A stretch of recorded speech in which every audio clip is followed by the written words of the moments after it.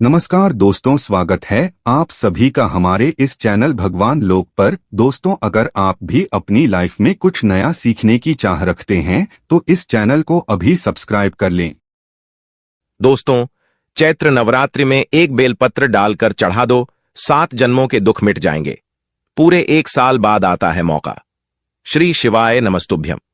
दोस्तों, आप सभी लोग जानते हैं कि चैत्र नवरात्रि चल रहे हैं और इन चैत्र नवरात्रों में ही किया जाने वाला एक ऐसा उपाय है जिस उपाय को पंडित जी ने खुद शिव महापुराण कथा में बताया है, जो कि सिर्फ और सिर्फ चैत्र नवरात्र में ही आप लोगों को करना है।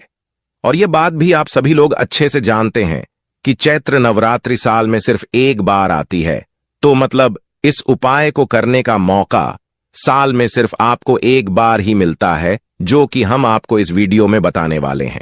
यह उपाय ज्यादा लोगों ने आप लोगों को नहीं बताया है, या यह वाला उपाय ज्यादातर लोगों को पता ही नहीं है, जो कि पंडित जी ने यहां पर बताया हुआ है। अब दोस्तों, ये जो उपाय है यह मात्र एक लोटे जल वाला उपाय है। यह एक लोटे जल वाला उपाय ऐसा नहीं है कि आप लोग एक लोटा जल लेते और शिवजी पर चढ़ा देते हो। यह उपाय थोड़ा अलग है, क्योंकि दोस्तों, इस उपाय को करने के बाद आपके जीवन में बहुत सारी खुशियां आ जाएंगी। अगर आप लोग इस उपाय को इन चैत्र नवरात्रों में कर लेते हो तो आप यह मानकर चलना कि आपके जीवन में जितने भी प्रकार के दुख और परेशानी चल रही है, या आपके घर में परिवार में जितने भी प्रकार के दुख और परेशानी चल रही है, वह दूर हो जाएंगी।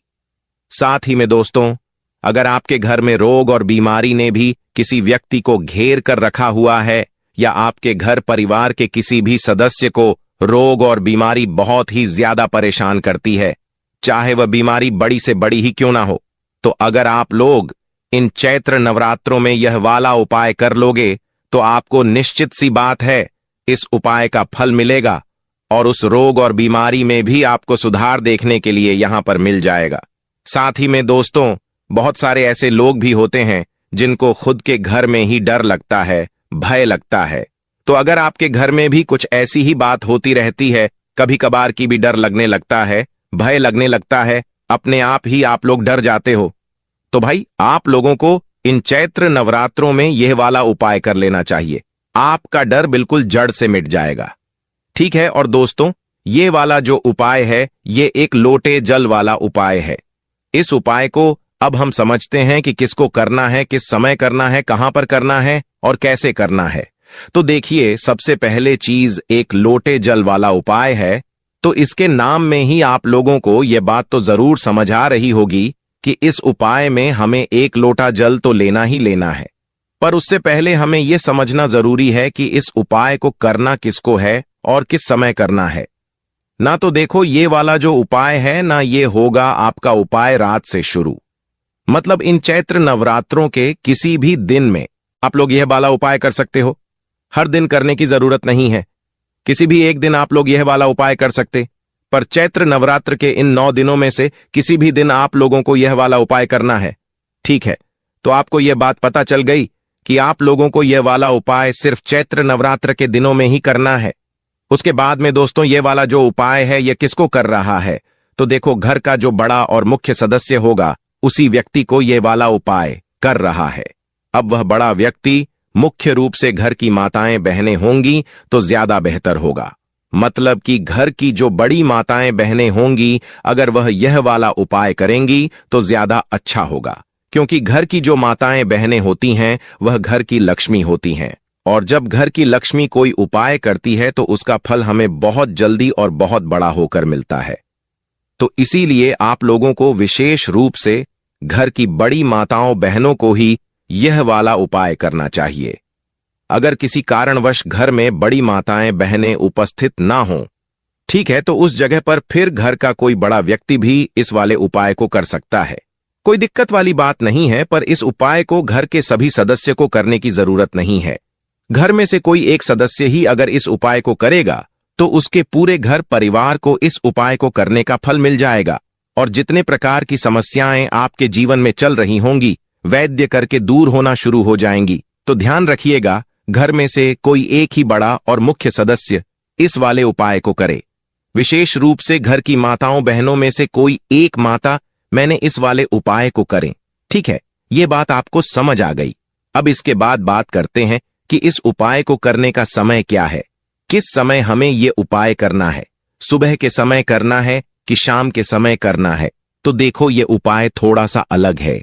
1 लोटे जल वाला उपाय तो है ही है, पर दोस्तों ये वाला उपाय नवरात्र की रात से शुरू होगा और नवरात्रे की ही सुबह में ये उपाय पूरा होगा। मतलब सुबह के समय एक तरीके से आप लोगों को ये वाला उपाय करना है।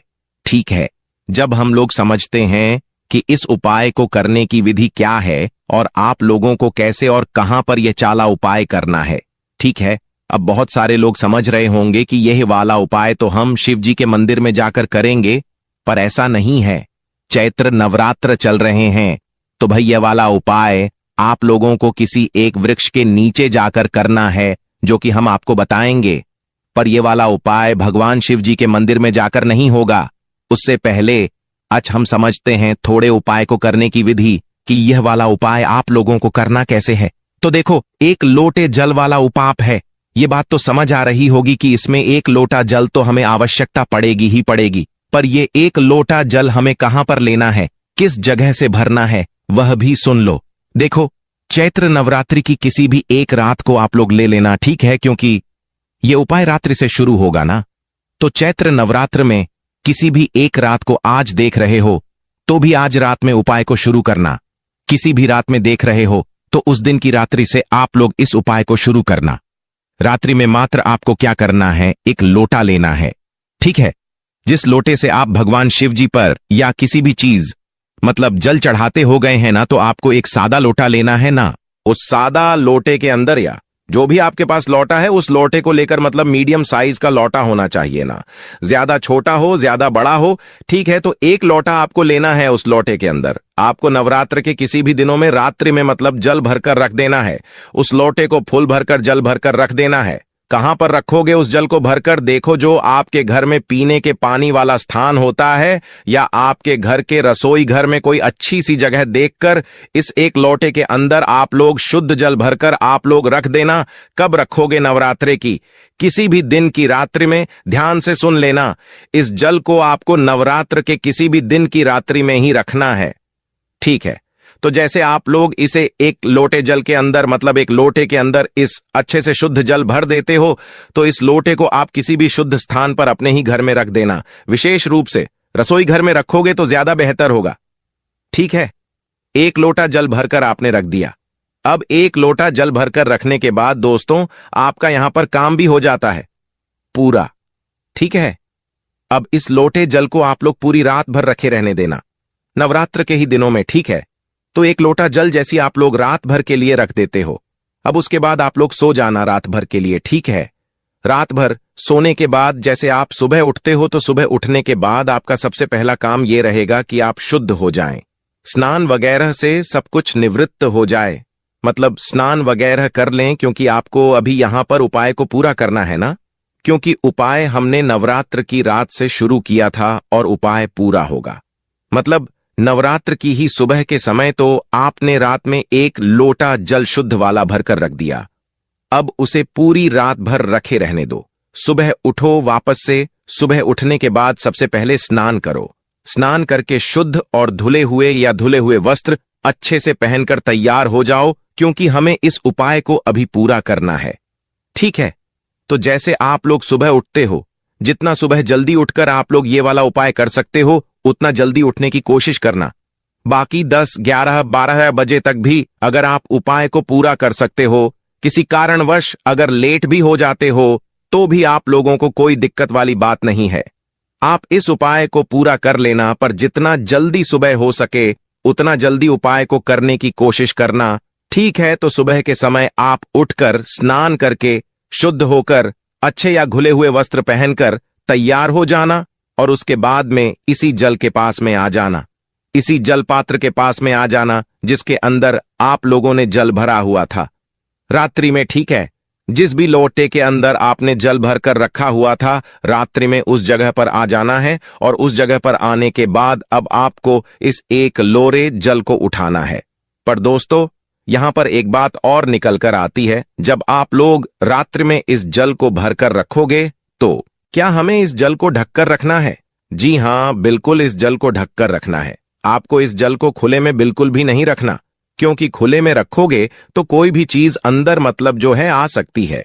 इसीलिए आप लोग रात्रि में जब इस जल को भरकर अपने लोटे के अंदर रखोगे तो इसके अंदर कोई भी मतलब इसके ऊपर से कोई भी प्लेट वगैरह कोई भी चीज ढक देना, कोई भी पात्र ढक देना, जिससे कि पानी के अंदर कोई चीज ना जा सके। ना तो रात्रि में ही आप लोग इस जल को सुरक्षित करके कोई चीज ऊपर से ढक कर रख देना। सुबह जैसे मतलब वापस से आप इस जलपात्र के पास में आते हो, शुद्ध होकर स्नान करके बिना नहाए इस जलपात्र को मत छूना, स्नान करके ही छूना ठीक है। जैसे आप इस जलपात्र के पास में, तो सबसे पहले जो आपने ऊपर चीज ढकी हुई होगी जलपात्र के ऊपर सुरक्षित रखने के लिए, उस मतलब पात्र को साइड में रख देना और अपना वह जो एक लोटा जल है उस एक लोटे जल को उठा लेना। ठीक है, अभी एक लोटे जल को उठाने के बाद दोस्तों आपका इसके बाद में सबसे पहला काम जो रहेगा वह रहेगा बेलपत्र का, क्योंकि सुबह के समय आपको बेलपत्र की भी यहां पर आवश्यकता पड़ेगी और यह बेलपत्र आप लोगों को अपने घर पर ही जो है चाहिए पड़ेगी। इसीलिए यह प्रश्न आप बिल्कुल मत करना कि अगर बेलपत्र ना मिले तो क्या करें। बेलपत्र नहीं मिलेगी तो फिर उपाय पूरा ही नहीं होगा, इसलिए इस बात का आप लोग ध्यान रखना। ठीक है, तो आप लोगों को क्या करना है कि अपनी एक बेलपत्र अगर कोई बेचने वाला है तो भी उससे ले लेना, या तो आप लोग पहले से ही जो है रात्रि में ही या मतलब एक दिन पहले से ही जो है एक बेलपत्र अपने घर में तैयार करके रख लेना। और अगर सुबह के समय आपको बेलपत्र मिल जाए तो भी और अच्छी बात है, आप वह बेलपत्र ले लेना। तो आपको मात्र एक बेलपत्र लेना है और इसी जलपात्र के अंदर, इसी जल के अंदर आप लोगों को डाल देना है।